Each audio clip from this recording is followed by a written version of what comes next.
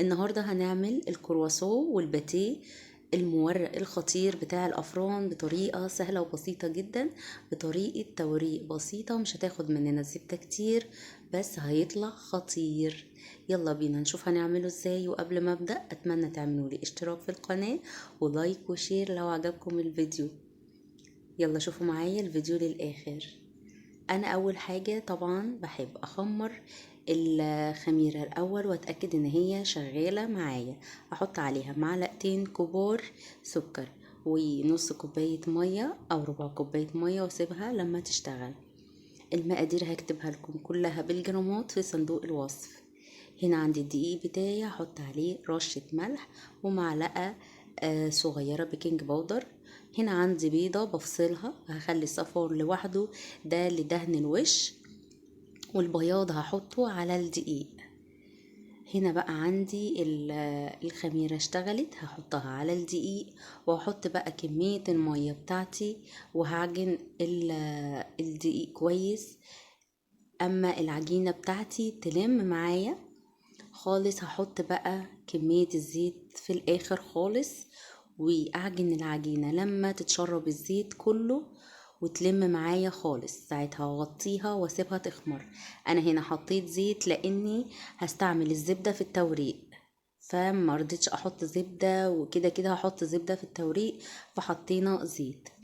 هنا العجينة بعد ما خمرت هقسمها لجزئين قد بعض. هاخد النص الاولاني وابدا اشتغل فيه، والنص التاني هشيله واغطيه علشان ما ينشفش.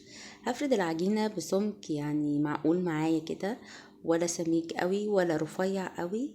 هفردها على هيئه مستطيل. وعندي 50 جرام زبده للكميه كلها. يعني انا هدهن الكميه بتاعتي ب50 جرام زبده بس. هبدأ أعجن، أقسم يعني ال50 جرام على قسمين، وأبدأ بقى أدهن القسم الأولاني بتاعي بالزبدة كويس قوي. زي ما انتم شايفين طبعا الزبدة أنا سايباها بقالي فترة بره بدرجة حرارة الغرفة، زبدة طرية قابلة للفرد زي ما انتم شايفين. بعد كده هقسم العجينة بالطول لأربع أجزاء متساوية، وهلف كل جزء رول، وكل جزء هحطه في الجزء اللي بعده والفه رول بالظبط زي ما انتم شايفين. طريقة سهلة جدا جدا وبسيطة. انا كده الجزء الاول بتاعي خلاص خلصته، هلفه واشيله وهعمل نفس الموضوع في الجزء التاني بالظبط. انا هوريكم يعني هسيب لكم الجزء التاني انا عملته ازاي. بعد ما بعمل كده وبطبقها بلفهم في كيس نايلون كويس جدا، وبحطهم بقى في التلاجة لمدة ساعتين 3 4. يعني سيبيها في التلاجة لما نتأكد ان الزبدة اتجمدت كويس جدا جوه العجينة، علشان لما نطلعها نفردها ونشكلها الزبدة ما تطلعش بره العجينة معانا او تبهدل لنا الدنيا. انا بوريكم اهو تاني بنعمل رول، وكل ما يعني ما نلف رول بحطه في الرول اللي بعديه والفه وهكذا.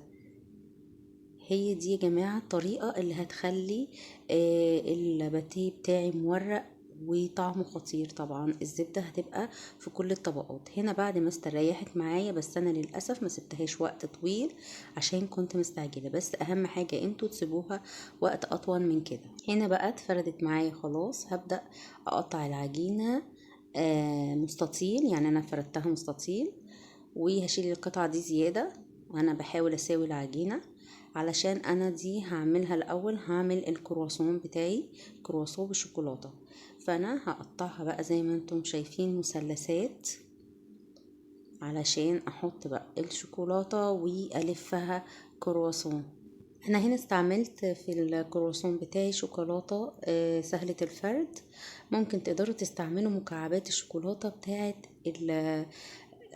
الكوكيز، او لو بلوك شوكولاتة وتقطعوه بالسكينة وتحطوا في كل كرواسوناية قطعة. يعني تقدروا تستعملوا اي نوع شوكولاتة تحبوه.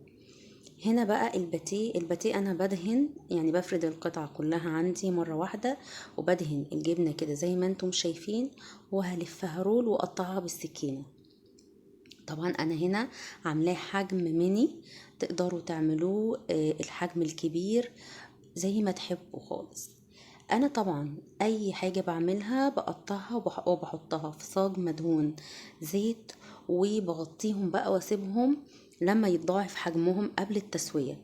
وطبعا هدهن الوش بصفار البيضة اللي احنا شلناه في الاول، وكمان هحط عليه لبن ورشة سكر ورشة فانيليا، هدهن بيه الوش.